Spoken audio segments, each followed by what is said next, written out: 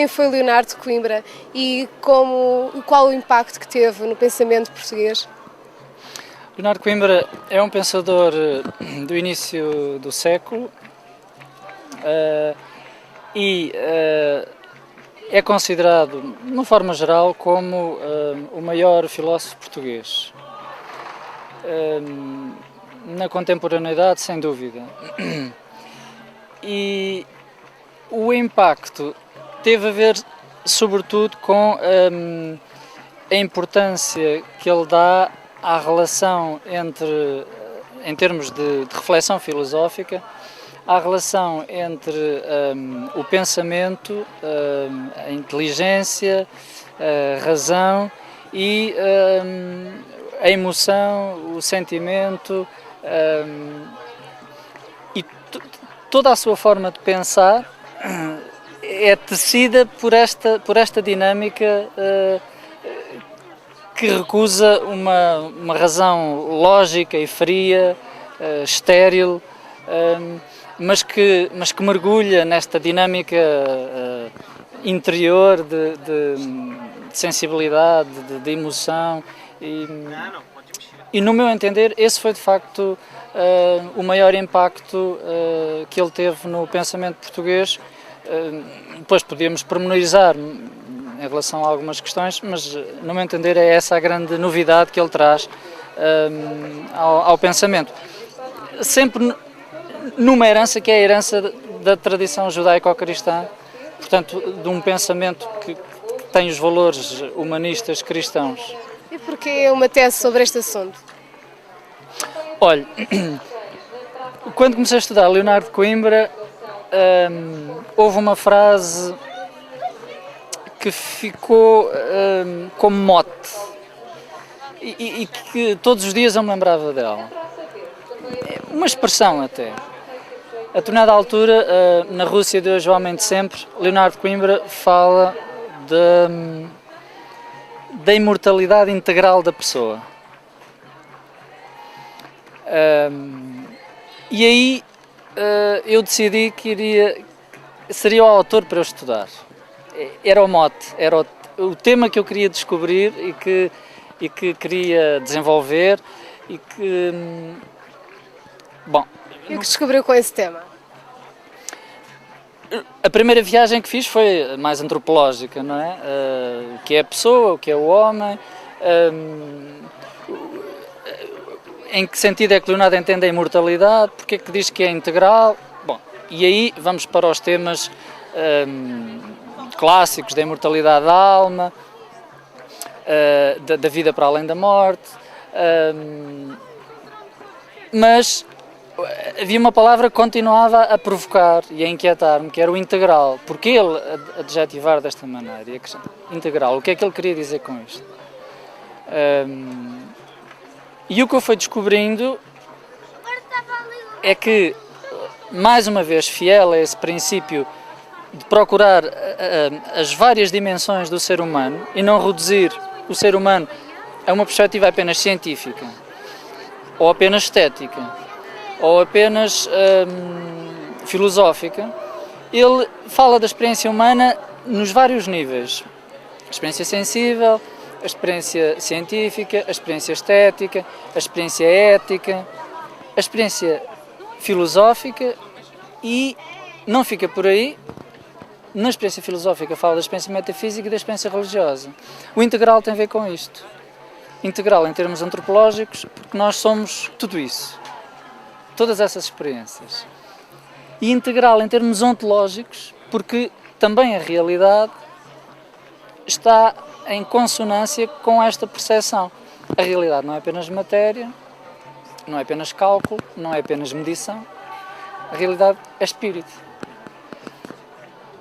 Integral neste sentido. Então, houve aqui uma ascensão da perspectiva meramente antropológica para uma perspectiva ontológica. Daí o título, a metafísica.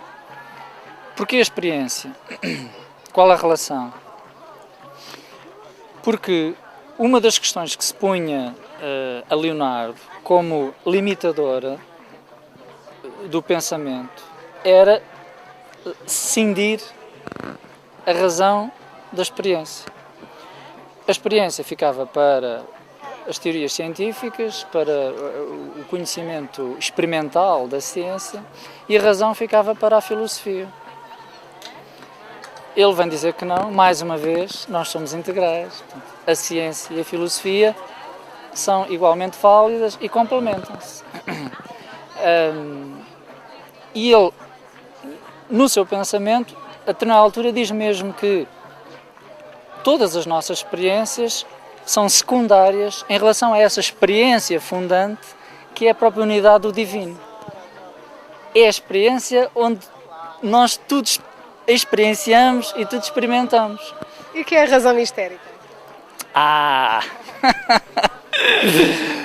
razão mistérica não é uma expressão do Leonardo. O Leonardo fala, depois de apresentar a dialética racional do pensamento, portanto, o pensamento no seu exercício racional, sobre as coisas que podem ser ditas e que podem ser pensadas, a determinada altura, isso remete para uma dimensão que ele fala de espiritual, do volume espiritual. Mas esse volume espiritual remete para uma outra dimensão, que ele chama de hipervolume espiritual, onde o divino se situa, onde o plano de Deus se situa.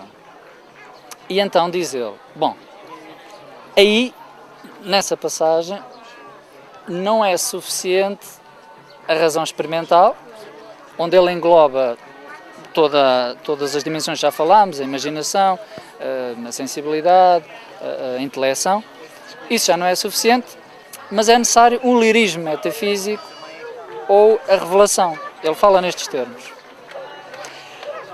Podia-se entender assim, bom, então já não estamos no domínio da filosofia, passamos para um domínio teológico em que o princípio do pensamento é algo dado extrinsecamente, a que nós aderimos de forma doutrinal, ou por crença, ou por mera fé. Mas Leonardo diz que não. Esse lirismo, essa poesia, essa reflexão transracional é ainda racional. Porque toda a realidade é inteligível, é um logos, há uma razão. Ora bem,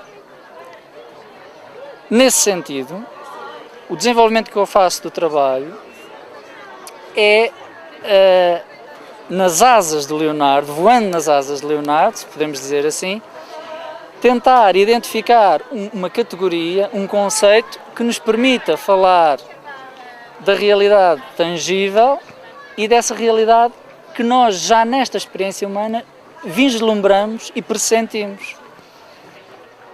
Uma realidade que é anterior, que funda a própria razão, que é o mistério.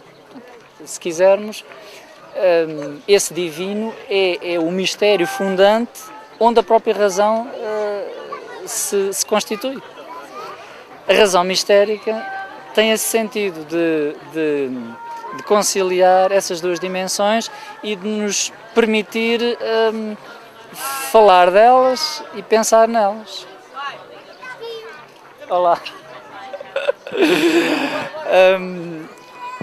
E pronto, foi um percurso estimulado pelo pensamento de Leonardo, que tem sempre esta preocupação da teoria integral do ser. O que ele procura é a teoria integral do ser.